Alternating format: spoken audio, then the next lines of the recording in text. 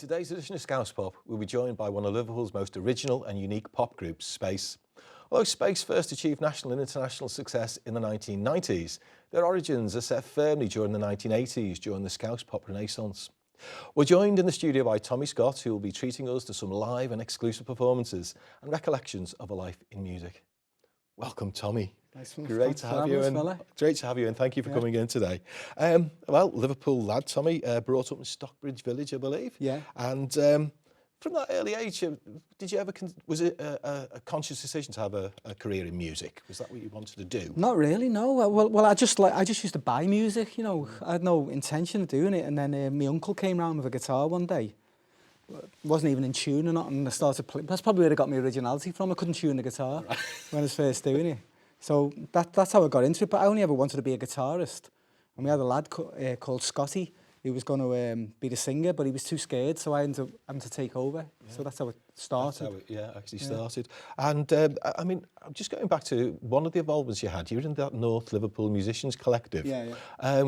It was an ill-fated scheme, but there was a lot of very interesting characters on it. Yeah. You know, what connections did you make there? Who can you remember? Well, that's where I first met Paul Hemmings, who played guitar, obviously. Mike Badger. Yeah. You know, even like Lee Mavis used to come all the time, and he wasn't on the scheme, but he used to come and poach musicians all the time, you know. So. I mean, you think of the bands from that. I mean, there was Space, Lars, Cast, I believe they were all involved from that same. The Onset, all that. Yeah. I mean, it was interesting because I believe the scheme wasn't that successful. It was more about connections and meeting people. So what did you actually do then? Basically, it was great though, because we all just got in, joined the band, each made a band up, and we went around little places like where underprivileged kids were and stuff like that, and played to them, and they all just totally ignored us and sat round the back, like, you know, just blanked us and stuff. But, yeah. You know. I mean, you've been in other bands. I'm looking at here, Hello Sunset, the Australians. I mean, obviously, I'd like to really focus on the formation of Space. I believe there was I think it's probably, am I right to say, a catalyst was really when Jamie Murphy started to get involved. Now, he was quite young, wasn't he, at the time? He was still in school, like, yeah. I mean, there's a report about him turning up for his first rehearsal. Can you remember that? Well, I met him at the bus stop or something, and he was in his school uniform and stuff like that. But he used to be my, even before that, in the other band, he was my guitar roadie sometimes as well, like that, when he was like, before even his voice was broken, you know what I mean? And he kept, all the guitars were always out of tune. Yeah. So I can just imagine him turning up in his school uniform, you know, for his first rehearsal.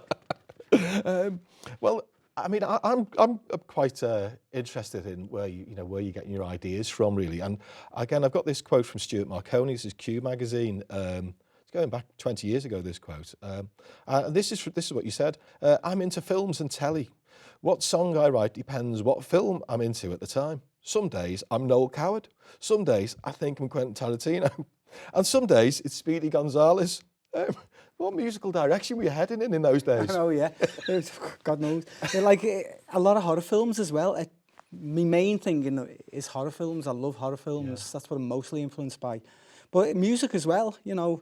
But I love all the old, like, what you call it, like Cabinet of Dr. Caligari and films like that and stuff, and all the old, like, Universal horror films and sci-fi movies, everything that's... So, because I listen to the music that's on it, and if that's where we get the weird, like, the theremins and all things like that and stuff is from old B-movies and stuff, you know, but I was into music as well, like, you know, I was into, like, things like Spiz Energy and stuff like that and all bands like that, and... So it's a weird cocktail, that, isn't it? Anyway, you did get round to actually releasing your first record, which I've been told was actually Is It Real on Hug Records, I believe. Yeah. How did that happen then? Basically, that was the first time Mark, our manager, spotted us and stuff like that. So he put us in the studio, and it was weird. It was like when we were in a transition of music. It's quite like I don't know. It's a bit buzzcocky, a bit like. It's the only time I've ever wrote anything that was like a bit more generic, you know what I mean? Like, you know, not as wacky as, like the Australians were wacky. That was the only stuff that wasn't. But then I went wacky again. You went wacky. Yeah. Well, I've got a really interesting one from the NME review here. It says that ultimately we have to be thankful for what we're about to receive because space are worthy of a superlative that is all too rare in new wave British pop right now. No, not novelty, just unique. So how did that writing process develop then with space? Because as you say, they are, when you said wacky, I just think it's amazing. Yeah, well, that's what people used to call us all the time. I used to hate it, Yeah. but now I sort of don't care. You know what I mean? You know, someone said we were queasy listening. You know, so I don't know. It's just it's because I don't want to just like stick to one genre of music. You know what I mean? I'm just into everything. Why can't it all go in one song or in one different album, all different songs? And why do you have to just do what, you know, country or just rock or 60s music, you know what I mean? Why can't you just do what you want? Yeah, it is beyond categorisation, which that's why I like space. That's why I come and watch you. Again, that writing process, is it you that comes up with the general ideas, or is it a collective effort within the band? Yeah. Well, I basically write the song. However write it, sometimes I do all bits and bobs, little weird bits and stuff on it, and then take it to the lads, and then I never tell anyone what to do. Yeah. So they all put their own stuff on it, you know what I mean? So that's good again, because like, as I say, Franny's more into his 80s and his techno stuff and all that, you know what I mean? So he puts all that on it. Jamie put all his, like, he thought he was in Led Zeppelin or something, you know what I mean? And he put all that on it, and I put my horror movie stuff on it, you know. So you come up with a generic idea, and then the rest of it's sort of put together by the musicians in the band. Yeah. So in that case, you've had quite a number of different musicians in the band. Does that alter the dynamics all the time, or? Yeah, it's like it always does. You know, it's like if you hear Spiders, and the way we play it live, Spiders, it's dead slow. We listen to it because we there's some songs we forgot, and we started listening to it. God, how slow is it? And it was just like whoa, it was like trip hop or something. You know what I mean? So when we got Phil and Alan in, they're like more into like punk stuff and things like that, and they just give it more of a new edge and stuff like that. So it's quite rocked up a lot, you know. Yeah. Well, we're going to cut in a moment to a version of My Beautiful Neighbourhood. My Beautiful Neighbourhood, I was going to call it then because I sing along with it. Yeah, and we've got a fantastic arrangement now with cello, guitar, bass, and your own guitar. Is this just a new version of it, a new dimension to your sound with the cello? Or? It's just that, like we know Satin, and she's got her own band, like Satin Beige, like cool, like R&B, but on cello. Yeah. So it's like she's just a great musician, and you know, because we know her, so come along. She kindly said yeah. Oh, good. Yeah. And we're about to hear Neighbourhood. 1, 2, 3, 4.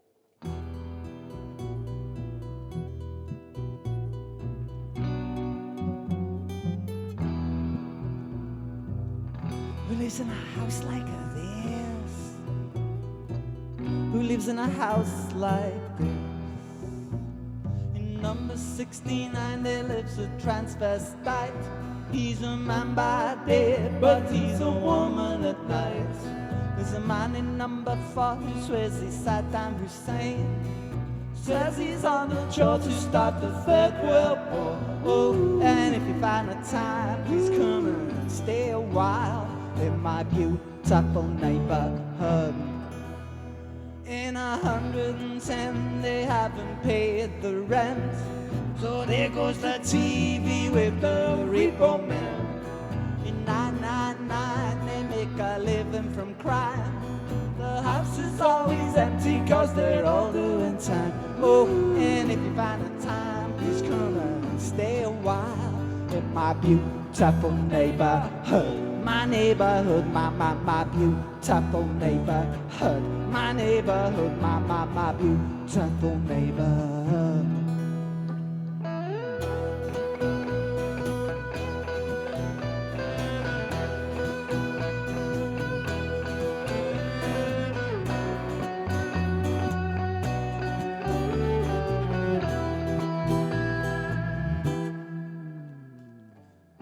Who lives in a house like this? Who lives in a house like this? In number 18 there lives a big butch queen. He's bigger than Tyson and he's twice as mean. In 666 there lives a Mr. Miller. He's He's a local vicar and a serial killer. Oh, and if you find a time, please come stay a while in my beautiful neighborhood. My neighborhood, my beautiful neighborhood. My neighborhood, my beautiful neighborhood.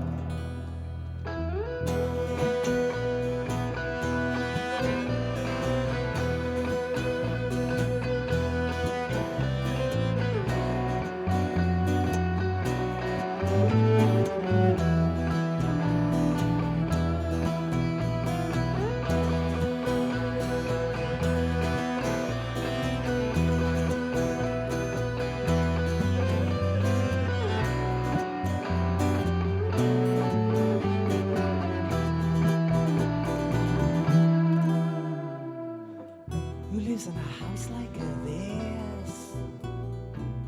Who lives in a house like this? Oh, they want to knock us down 'cause they think we're scum. But we will all be waiting when the bulldozers come. In a neighborhood like this, you know it's hard to survive. So you better come prepared 'cause they won't take us alive. Oh, and if you find a time, please come and stay a while in my beautiful neighborhood. My neighborhood, my beautiful neighborhood. My neighborhood, my beautiful neighborhood. My neighborhood, my beautiful neighborhood.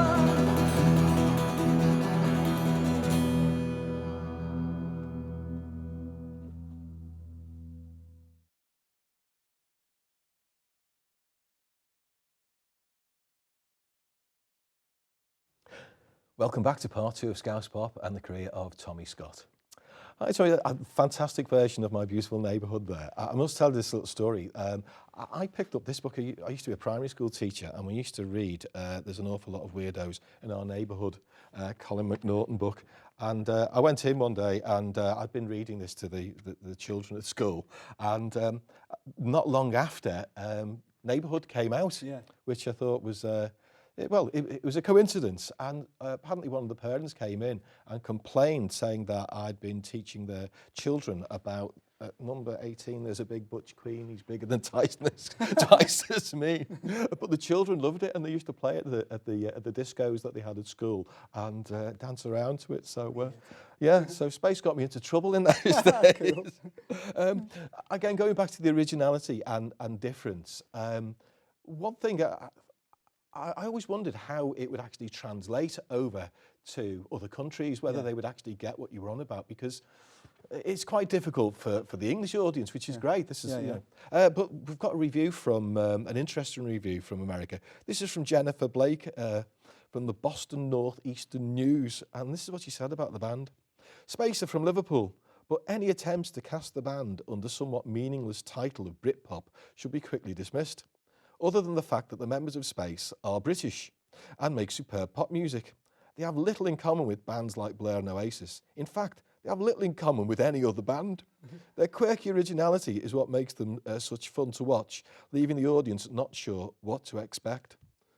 Was it a deliberate attempt to cultivate this localised oddness with Space? No, it just happened. It's the way I write. I can't do it. But America's like the home of quirk in a way anyway, so they did get it. Like you get Devo and all bands like that, you know what I mean? Beck, loads of bands, you know. Yeah. So the American audiences, you think, were quite appreciative of you? You go down very well there.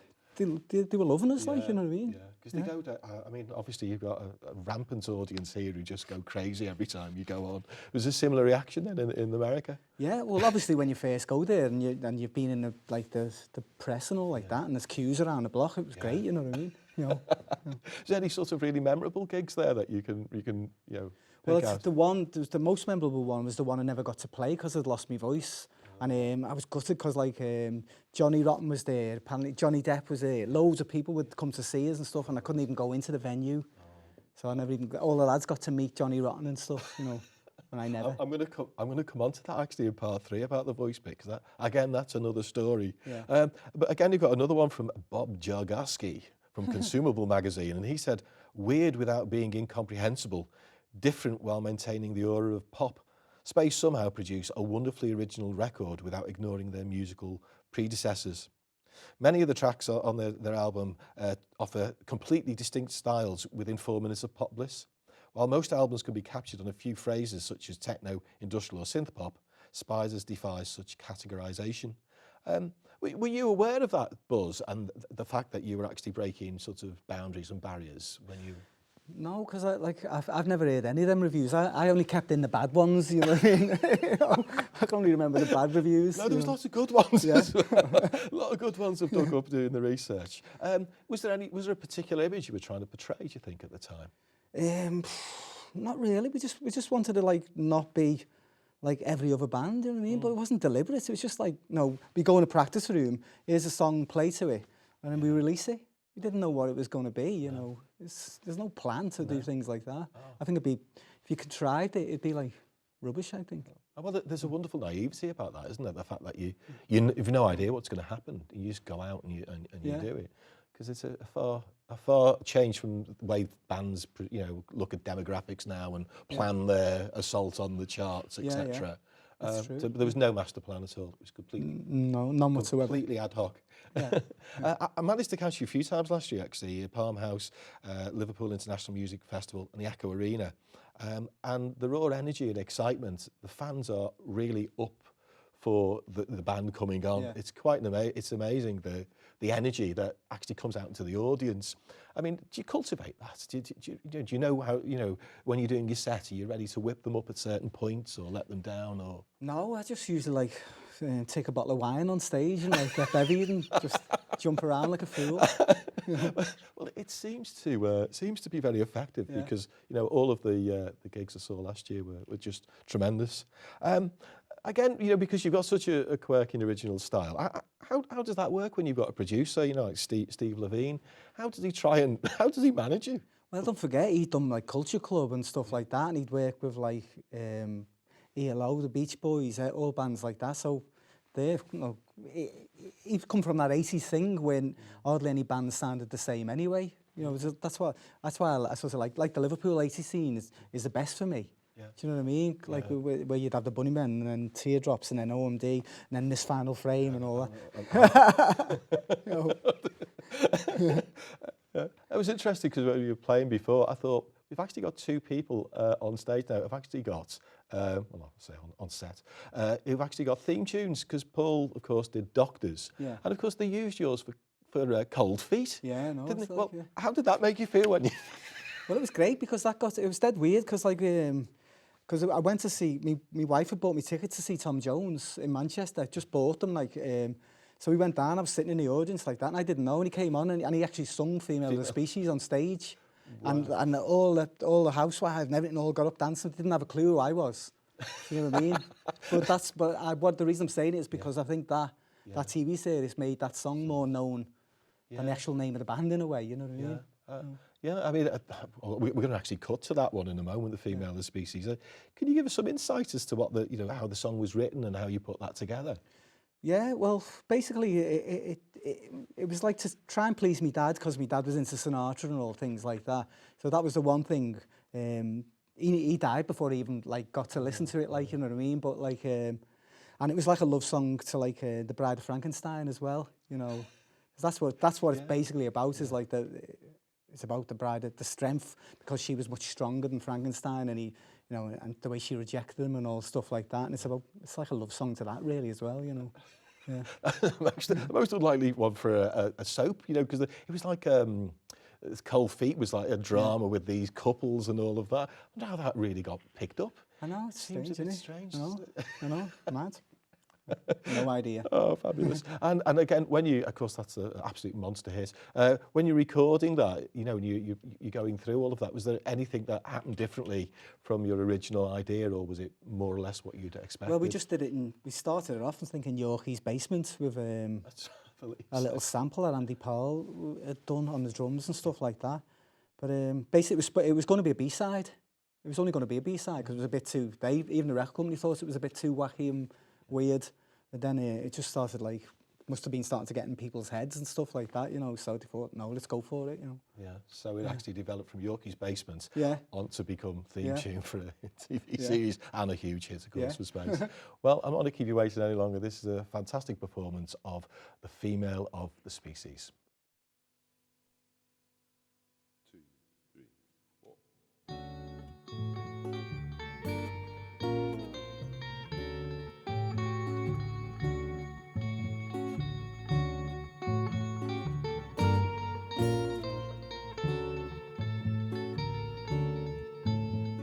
A thousand thundering thrills awake me, facing insurmountable odds greatly.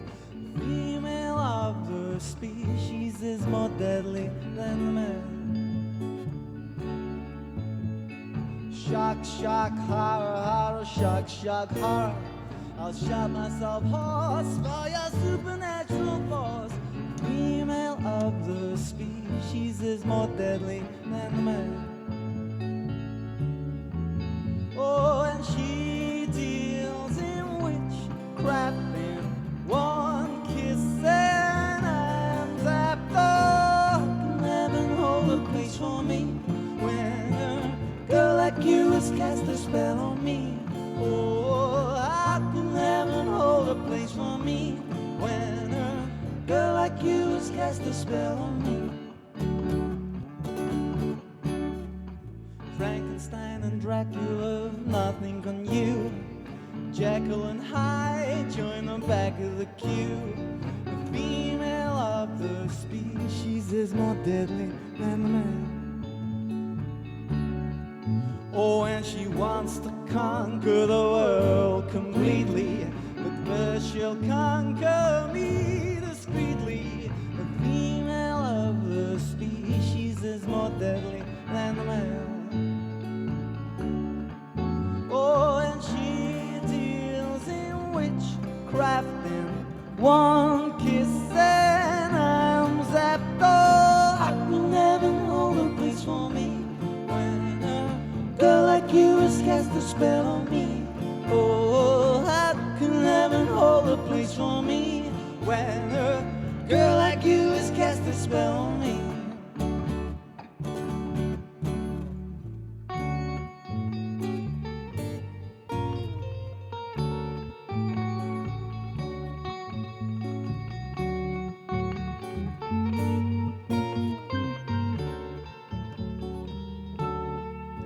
Oh, and she deals in witchcraft in one kiss and I'm zapped. Oh, I will never hold a place for me when a girl like you has cast a spell on me. Oh, how can heaven hold a place for me when a girl like you has cast a spell on me? Oh, and how can heaven hold a place for me when a girl like you has cast a spell on me? Oh, how can heaven hold a place for me when a girl like you has cast a spell on me?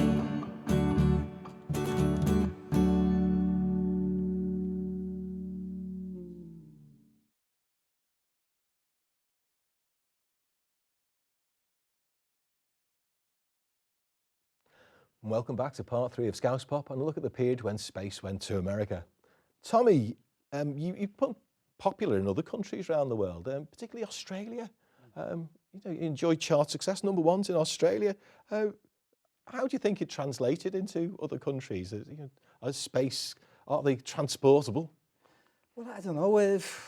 I think we are. I think we've got if you've got a good pop song, you know what I mean? If as long as the melody's there, people are going to get it, you know what I mean? So Yeah, even though they struggle here. yeah, true. Well, the next sort of ambition for you is to go over to America. And there's often the ambition of bands to try and break over there. So you toured in 1997, and despite your great success of the band, a few things start to, well, the wheels fall off a little bit, don't they? A series of unfortunate events, shall we say. Yeah. I mean, Jamie Murphy, the guitarist, he falls into poor health. There's reports of homesickness from band members. Yeah.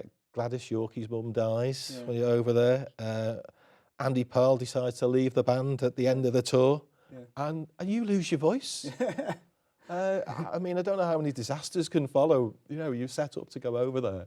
I mean, how did that affect the momentum of the band and the tour?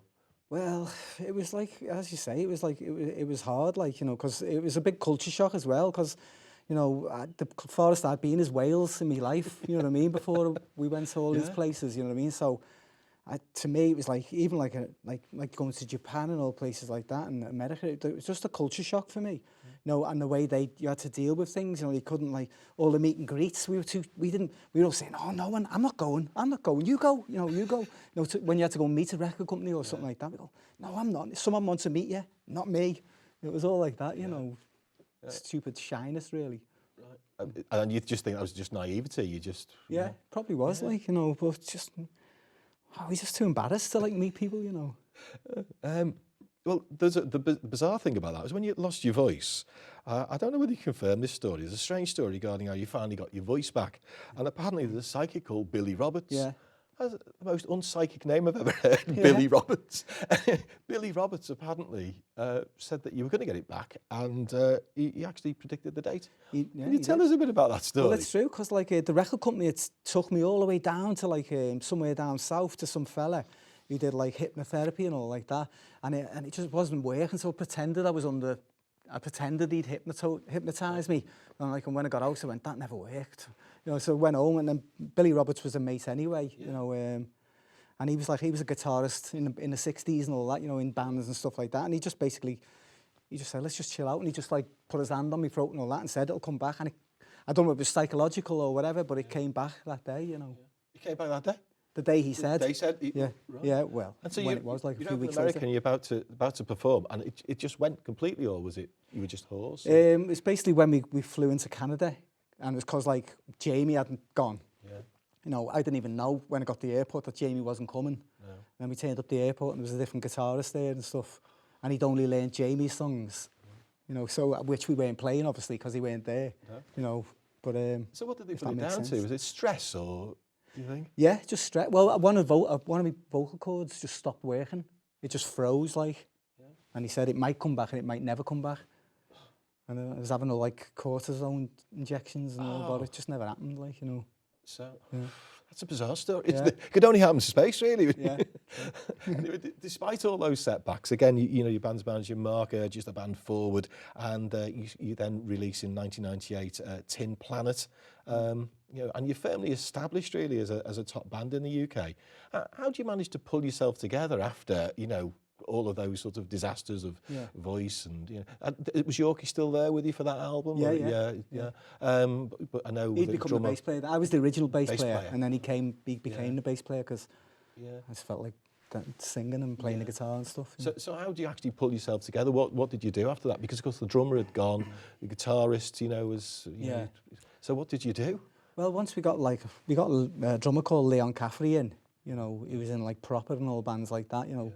And he just like came in, dead professional, and nailed everything and stuff like that. And we just went in. I've always been a writer. I never get writer's block. I can always write. You know what I mean? Just always have been able to. So, you know, I'd already been writing songs when we were out away and stuff. You know what I mean? When it was before the voice went. You know, so we had loads of songs. Yeah. I mean, obviously it must have taken some real effort to pull yourself together after that, because the band had disintegrated and you had no voice, so your livelihood's, you know, on a thread there. Yeah.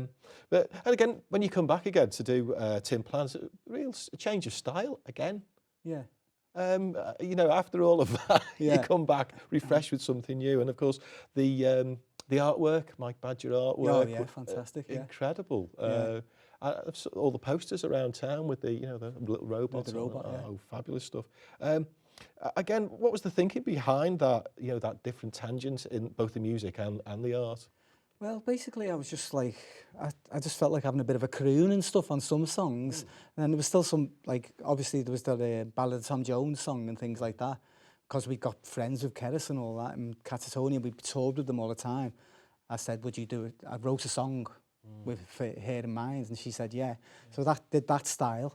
And we had Dark Clouds, which was sort of like an 80s pastiche, which is you know, it was still all mad different styles, but just and I don't. It's always that difficult second album thing, is it? You know what I mean? It always happens. You know, which direction are we going in? You know. Yeah, You know. because, well, again, it must have been difficult that because your first album again was quite eclectic, and then your second album, you think, well, what are they going to do? Are they going to concentrate on one area or the other? And it was a complete change again. Yeah.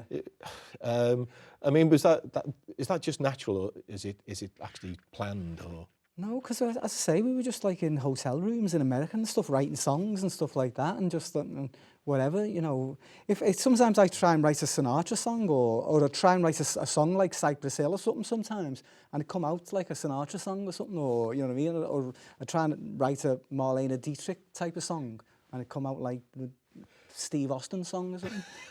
You know.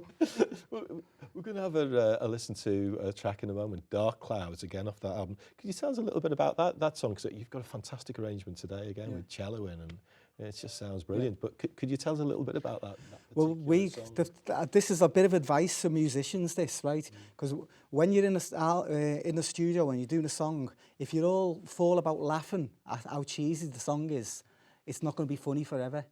And we did Dark Clouds and we laughed our head off because it sounded like Kajagoogoo or something, you know what I mean? Dead cheesy and stuff like that. And all of a sudden we ended up hating the song, you know what I mean? Because it was just so cheesy. And that's why I've been forever trying to find a different style for it to fit in, you know. So. And so you again today, the lineup Now today. it's sort of a country and western one.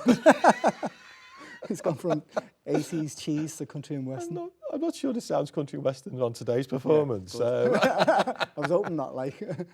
No. So again, you're inspired to write this. Where does the inspiration come for things like that, Dark Clouds? So Dark Clouds is a song, it sounds mad, like it was a dead pop song, but it's a song about depression, really. You know what I mean? About like, just like the world's coming in on you and collapsing, and like, you know, the street lights are all dark and everything. And it's just about being. It was probably after America. You know what I mean? It's like I was dead depressed for ages after that. You know what I mean? So it took me ages, like you know, to get out of that, like you know. And it's a pop song, but that was only because the producer said, "Oh, we were just doing it in the room, and it was like a Sinatra type of song thing." And he took it and turned it into like a cheesy 80s song, but. It was quite a dark, really a dark song if you listen to the lyrics. Like. So really, I mean, that's something that's come out of that American experience. You got this cathartic, you know, song about, because it must have taken a lot to actually put you back together again, I think, after that. Well, that's how playing that song was the best time we ever played. That was when we played at the Hillsborough concert in Anfield. And like everyone says to us, that's the one thing they remember is when we played it, the sun came out, you know, so. Well, we're going to hear it now. This is Dark Clouds.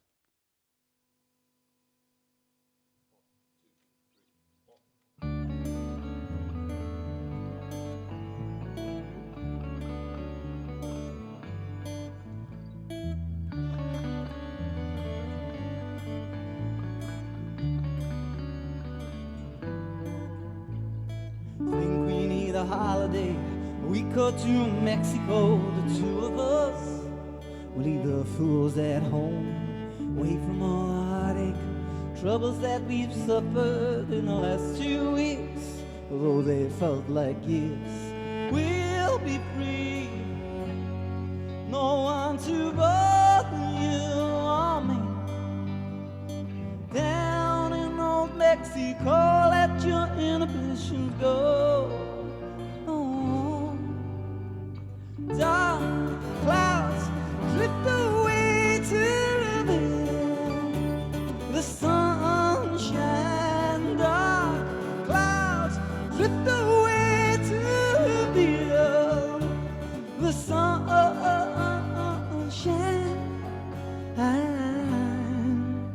Whoa.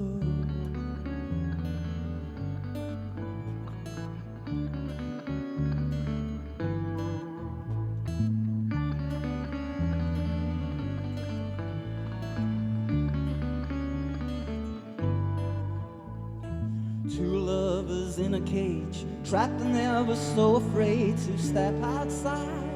From the world we hide, street life and the bright lights blind our eyes and send us running to obscurity. We need to break free. Trapped, you see, trapped here in mediocrity. Don't ever trust a soul on planet Earth. Dark clouds drift away to reveal the sunshine. Dark clouds drift away to reveal the sunshine.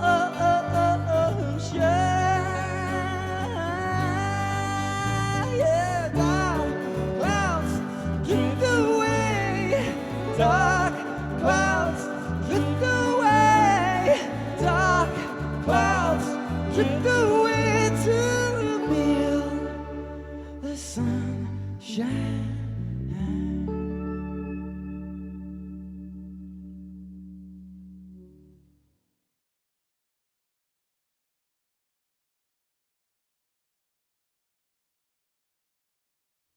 Welcome back to part 4. We'll be discussing life in space with our guest, Tommy Scott. So, Tommy, you know, I've got to ask you about the impact later on after all of that in 2004, because the band split for a little while. You had a little rest for a while. Yeah. Any particular reason for that? Or you just needed time to recoup or It's all write? different things. I mean, we were all sick to death of each other, you know, basically, like it Yeah. happens in all bands, Yeah. you know what I mean? So we all needed a break. We all thought we could go away and like do our own thing and stuff, and plus like kids to bring up and stuff like that. So we just all went a bit family for a bit and stuff like that, you know. And then finally came back round like, right, I'm bored now. I want to do something, you know. Yeah. I mean, how do you follow that level of exposure that you have and then settle down into, you know, the Yeah. mundane? Was that a hard transition or? You sort of, it is hard, like, you know, it's like, you know, because you can be on the road and then you come home and you've got to be a different person, and it's a bit mad sometimes, you know what I mean? Because you've got to like switch off from the rock and roll, and you can, you know, and try and not come home all like moody and rock and roll, you know. You know? No, that's right. You have to come home and empty the dishwasher Yeah. and put the It's washing true. on. And Yeah. so, I mean, you actually do that for a while, and then you come back again. 2011, where you started to reunite again, and then announced the world tour in 2012. Yeah. So, I mean, were you ready for that? Were you re-energized? Totally, yeah. It was basically, it was the first time we thought we had songs good enough to come back, you know. We're not stupid. We knew we weren't going to like be famous again and all like that and make it again, you know, because now it's about the love of writing songs, you know, because no one ever comes back after that time, and unless you're like, I don't know, Sinatra or something, and even he went through all the bad times, you know what I mean, and stuff, or, you know. I mean, there's not many. I mean, I suppose Kate Bush is the only one that comes to mind. Well, Very yeah. rare, aren't they? You know, Yeah, that's it. And so basically, you've got to carry on because you love music, and like I'm an artist, so I want to keep creating. I'm not just going to live on the old songs. No, you know. I know, and you come up with the Attack of the Mutant 50 book about Yeah. a fabulous title that's always going to attract attention. Again, clever melodies, got emotional impact, humorous, well produced and delivered. So where did those new songs come from? Were they while you were changing the nappies and doing all that? No, that's more me. I see that as me horror album. Finally got me horror songs out of me. No, like full on like horror album to me. Like, you know what I mean? You know, so you know, and it's just the band members you with and all that. You know. Well, the space gigs, I mean, they're always real occasions rather than just gigs. Audience really enthusiastic. Music's got emotional impact on your listeners. And I suppose the fact that you've had a renaissance, you've come back again and you know, really popular again. I've put this out to a few people on the various websites about contributing to Scouse Pop in the final chapter, and it's about the emotional impact that bands have had on them from the era. And I don't know who this lady is, but I got this extract sent in to me by a lady called Lottie Holmes. She's agreed to let me broadcast her thoughts. And this is what she said about space. If you asked me to talk about space, I would never stop. I could talk about how they were an influence on me, both as a musician and a person. They made me realise it was okay to be different. And with Avenging Angels written in tribute to his dead father, Tommy managed to sum up exactly how I felt about my own father's death, how they got me through high school, university, and difficult times with my work and family in recent years. How honoured I was to sing the Ballad of Tom Jones with them at Liverpool International Music Festival in 2015, and what lovely down-to-earth lads they are. No band has ever touched me like space. I mean, when I read that, I gulped and I thought, I'd like to ask the man, the spaceman himself, how does that make you feel, Tommy, when you get Well, it's basically, we've got a few fans like Lottie and stuff like that, and they come along, and we always let them backstage and everything. They always come and watch us sound check and stuff like that. And it's funny because a lot of them have got like autism and things like that, and you know, but they just come and like they feel so at home and just like they just love being with us, and we just treat them like the part of the band and one of the lads, you know what I mean, and stuff like that, and we just love them coming along, you know. I mean, obviously the music has taken on a life of its own and has touched people in a particular way. Yeah. But this is about music, and it's also about you. So I mean, it must be a tremendous boost of I must keep doing this, because that's how it affects people. That is because they're the people who are going to keep buying your records, you know. Well, again, you've been working on a new album, I believe. Is this Give Me Your Future? Yeah. And can you tell me something about your latest work, then, please? As we said before, it's we've done it with Steve Levine, who did like Culture Club and all bands like that and stuff. And he's just fantastic. Like, he's just a great. It's just you can't describe it again. You know what I mean? It's just it's space again, but it's got a bit of an 80s vibe to it, like in a way, like, you know what I mean. But it's just hopefully it's some great songs that people will love again. You know, we can't stop writing, so we're just going to keep doing it. So sorry if we keep bombarding you with new music. No, I don't think anyone's going to complain about that.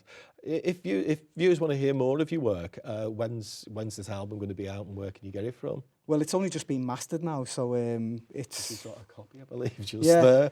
Yeah, we have a copy. It's only just been mastered, so so we don't know when it's going to be out yet. You know what I mean? So it's come before the end of the year, like, you know. But you know, it's like you can never put a date on something, really, like, you know. And and have you got tours arranged to promote it? When are people likely to be able to see you? Yeah, I think it's the next time Space tour, and it's going to be in February, March, and stuff like that.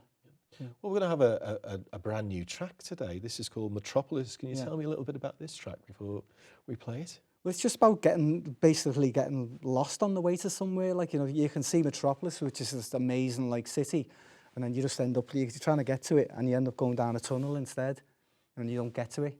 So it's quite a dark song again, like, no, sorry. It's not Wizard of Oz thing, no, you don't get there in the end, no. No. All right, okay. So Metropolis on your new album, any other standout songs you can tell us about? Well, that's not for me to decide, you know what I mean? They're all like cool songs, like, you know, I'm not going to say if any stand out, you know what I mean? Let people decide that for themselves. Well, we're going to have a listen to this new song, Metropolis, in a moment. Just remains for me to say thank you very much for coming in today, Tommy Scott. It's been an absolute pleasure.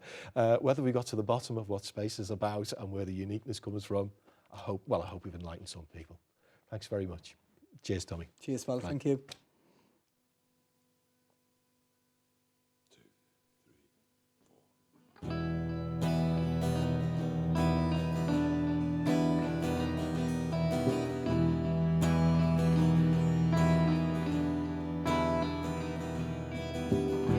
Loving blind, it just don't look my way. Loving kind ignores me day by day, ignores me day by day. I got lost somewhere on the way to Metropolis, Metropolis. I got lost somewhere on the way, somewhere on the way to Metropolis. Love ain't slow, it just don't run my way. Sees no future, gives me no prophecy, gives me no prophecy. And I got lost somewhere on the way to Metropolis, Metropolis. I got lost somewhere on the way, somewhere on the way to Metropolis.